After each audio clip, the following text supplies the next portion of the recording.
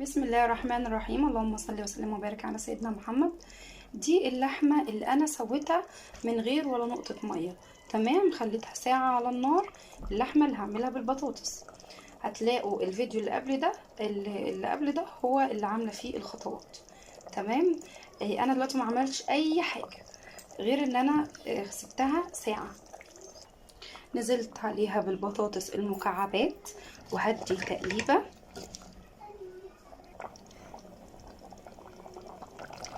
نزلت بفص ثوم مفروم وهقلبه وبعدين هغطي. لو انت متابعين لحد هنا ما تنسيش اللايك والشير وسبسكرايب عشان ينزلك كل جديد.